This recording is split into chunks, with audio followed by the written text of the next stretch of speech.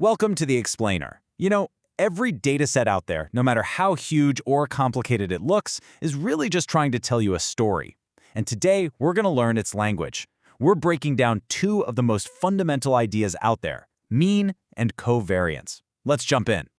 So here's how we're going to tackle this. First, we're going to start with two super simple questions you can ask about any set of data. Then, we'll see how the answers to those questions take us from finding just one single point, the mean, all the way to understanding the entire shape of the data. And at the end, we'll connect the dots and see why this stuff is the bedrock for some of the biggest algorithms that run our world today. Okay, let's get right to it.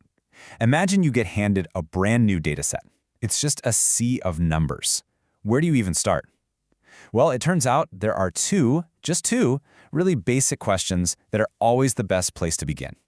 So picture your data not as a spreadsheet, but as this big cloud of points just floating in space. Now, how in the world do you describe that whole cloud without, listing out every single point? The answer is actually pretty simple. Yeah, it really just comes down to two things. First, location. Where is the center of that cloud? And second, shape. How are all those points spread out around that center? Location and shape. That's it. All right, let's take on that first question, location. And we're going to do it with the concept that I bet almost all of you are already familiar with. We're talking about the mean. So the mean, you can think of it as the center of mass for your data, right? Like if every one of your data points had a tiny bit of weight, the mean is that perfect spot where you could balance the whole thing on the tip of a pencil. It's just the average, what we all learned in school. So for a simple list of numbers like this, it's super easy, right? You just add them all up and then divide by the number of points you have. So for this set, our balancing point, our mean, comes out to 5.4. Okay, that's easy enough for one dimension. But let's be real, most data is way more interesting than that. What happens when you have more than one feature, like height and weight?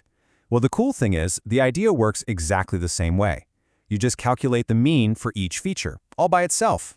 And here's a perfect example. We figure out the average height, we figure out the average weight, and then we just kind of stick them together into a pair of coordinates. And that thing is called a mean vector. It's literally the coordinates for the center of our data cloud, but now in two dimensions. All right, so we've nailed down the location, the center of our cloud. So, check. Now for that second big question. How spread out is everything? How far do the points scatter from that center? To answer that, we need to talk about variance. Variance is awesome because it gives us one single number that tells us how spread out the data is. Basically, it's the average squared distance each point is from the mean. So if you get a small variance, you know all your data points are kind of tightly clustered together. But a big variance, that means your data is scattered all over the map. Okay, quick side note here, but it's important. You might see the formula for variance and notice that sometimes people divide by n-1 instead of just n. What's that about? Well, it's a clever little trick called Bessel's correction. The thing is, when we take a sample, its own average is, by definition, perfectly in its center. This makes the sample look a little less spread out than the bigger population it came from. So, by dividing by a slightly smaller number, n-1, we kind of nudge our answer up a bit to correct for that, giving us a much better guess of the true spread. So we've got the center, and we can measure the spread for each variable one by one. But that's still not the full picture, is it? The really juicy stuff, the interesting part, is figuring out how these different variables relate to each other. Right. Think back to our height and weight example. We can get the variance for height, and we can get the variance for weight. No problem. But what if they're connected? You'd think they are, right? So how do we put a number on that relationship? Well, that is exactly what covariance is for. It's pretty intuitive. Positive covariance just means that when one variable goes up, the other one tends to go up too. Height and weight is the perfect example. Taller people tend to weigh more. They move together. And negative covariance, as you probably guessed, is the exact opposite. When one variable goes up, the other one tends to go down. I like this example. The more hours you pour into practicing a video game, the fewer mistakes you're likely to make. See? Opposite directions.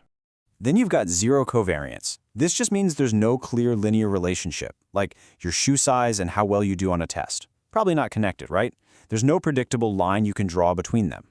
So at the end of the day, that's what covariance does. It tells us about the relationship. It captures the direction of that relationship. Are these variables moving in sync, or are they moving against each other? It's all about how they dance together. Okay, time to put all the pieces together. We have the spread of each variable, that's the variance, and we have the relationships between the variables, that's the covariance. So what if we could package all of that information into one powerful, organized place? Well, we can. It's called the covariance matrix. Think of this matrix as the complete technical spec sheet for the shape of your data. It's so neat. Right down the main diagonal, you get the variances, the individual spread of each variable. And then everywhere else, in the off-diagonal spots, you get the covariances, the relationship between every possible pair of variables. It's all right there. And this matrix has some really cool properties. For one, it's always symmetrical. I mean, the relationship between height and weight is the same as weight and height, right? Makes sense. It also magically describes the spread of the data in every possible direction. And here's a cool part. If your variables have nothing to do with each other, all those off-diagonal numbers just become zero. The whole thing becomes super clean. It's just an unbelievably powerful way to summarize your data's shape. So, why? Why do we care about all this? Is this just a neat math exercise? No way. Understanding mean and covariance is absolutely fundamental because this stuff is the engine running under the hood of some of the most powerful technologies we use every day. I mean, take something like principal component analysis, PCA. It crunches the covariance matrix to find the most important patterns in super complex data. It's a key part of how things like facial recognition work. Or think about the famous bell curve, the Gaussian distribution. It shows up everywhere in nature, and you can describe it perfectly with just two things, a mean and a covariance matrix. Then you have algorithms like LDA that use all this to separate data into groups, like sorting customers for a marketing campaign. Seriously, once you see it everywhere. So really, it all comes back to that. Location and shape, meaning covariance. Learning these two concepts is like learning the basic grammar of data. And once you speak that language, you're ready to listen. You're ready to uncover the incredible stories that are just waiting to be told, hidden inside any dataset you'll ever find.